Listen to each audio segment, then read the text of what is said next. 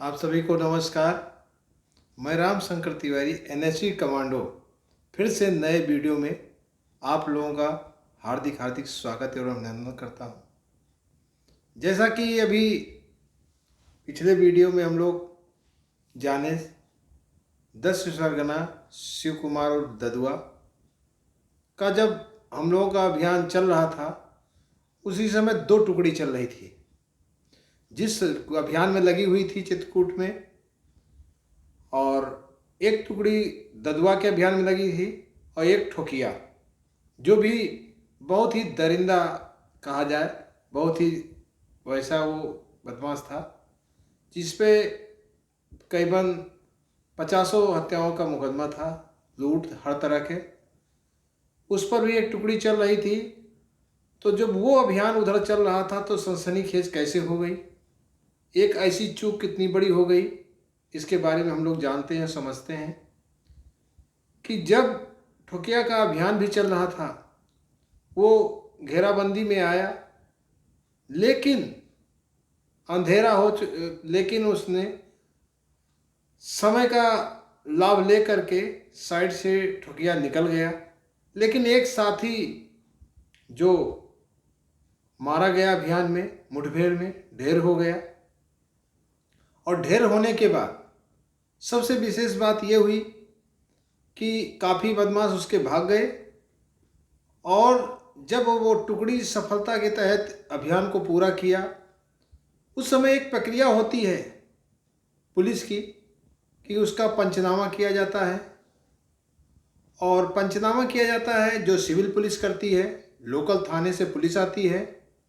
उस पर एसपी और लोकल पुलिस को कॉल किया गया कि यहाँ पर आकर के अभियान में एक बदमाश मारा गया, ठोकिया गिरोह का, इसका पंचनामा हो, आगे की प्रक्रिया हो, जिसमें हर अभियान में एक गजेटेड अधिकारी डिप्टी एसपी रैंक का होता है। लेकिन उधर 10 सरगना ददुआ और शिव कुमार का मुठभेड़ होने के बाद वो ढेर हो चुका था। उधर खुशी का लहर था, जुलूस मनाया जा रहा था, विजय जुलूस, सारे लोग खुशी से झूम रहे थे। और इधर अभियान ठोकिया का चल रहा था, इधर भी एक बदमाश ढेर हुआ। उसी खुशी के दौरान जब इनसे वो किया तो यहाँ पर लोकल पुलिस आ नहीं पाई। तो जो हमारे साथ के भाई थे, सब हम लोगों ने बताया कि अब हम लोगों को चलना चाहिए क्योंकि शाम हो रही है, देर हो रही है।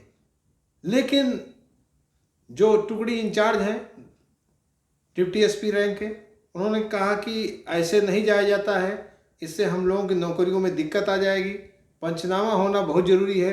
अंतोगत्ता फिर वो लोकल पुलिस नहीं ही आ पाई, तो मजबूरी ही डेड बॉडी को गाड़ी में रख करके, हमारी 3-4 गाड़ियाँ थी, और रख करके चला गया सिटी की ओर।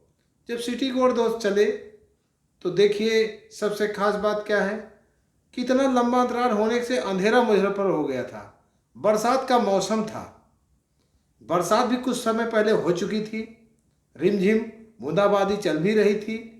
लेकिन जब रास्ते से हम लोग गुजर रहे थे तो जब दो पहाड़ी के बीच से गाड़ियां हमारी गुजरना शुरुआत हुई, तो वहाँ पर एक जगह पर कीचड़ था, जिसमें गाड़ियों की रफ्तार काफ़ी कम करनी पड़ी।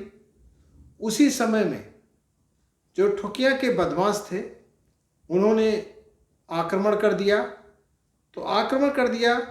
तो जिसमें हमारे जो बीच की गाड़ी थी, जिसमें धुआंधार जब फायरिंग किया, तो फायरिंग करने में उस गाड़ी के लगभग सारे लोग नहीं रहे, हमारे बीच में शहीद हो गए उसमें, जिसमें एसटीएफ के 6 जवान शहीद हुए, कमांडोज।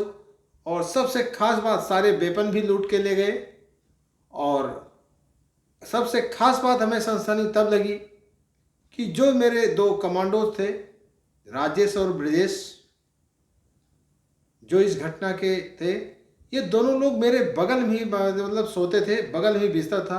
अब आप सोचिए कि जिसके साथ 2-2, 3-3, 4-4 सालों से मैं रह रहा था, चाहे इलाहाबाद कुंभ मेला में ड्यूटी में था, हरिद्वार में था, बहुत जगहों में था, और वो जो हमारे बीच में ना हो अगर पता चले, तो कितना दर्दनीय घटना होती है। बिल्कुल यंग था ब्रजेश यादव। तो ये घटना का अंजाम हुआ, और जब ये बहुत बड़ी घटना हुई, एक बहुत बड़ी चूक मानी जाएगी।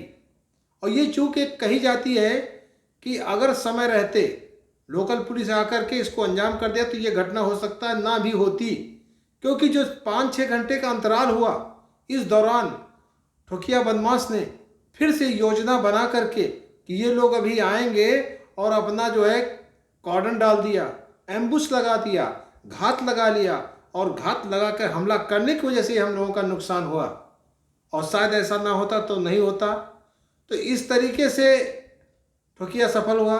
इसके बाद फिर हम लोग एसटीएफ ने एक कसम खाई कि नेक्स्ट अभियान बनाकर बहुत ही जल्द उनको, ठोकिया को मुझे समाप्त ही करना है। और एक प्रतिष्ठा की बात है, क्योंकि उसके लिए बहुत कुर्बानी दी जा चुकी, इसलिए फिर हम लोगों ने उस अभियान में लगातार मिशन पे लगे आगे के।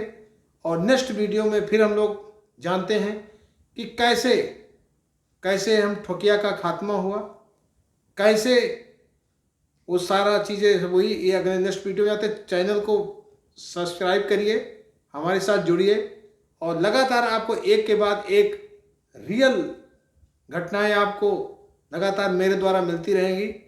इसी के साथ नेक्स्ट वीडियो में मिलते हैं। Thank you, wish all the best.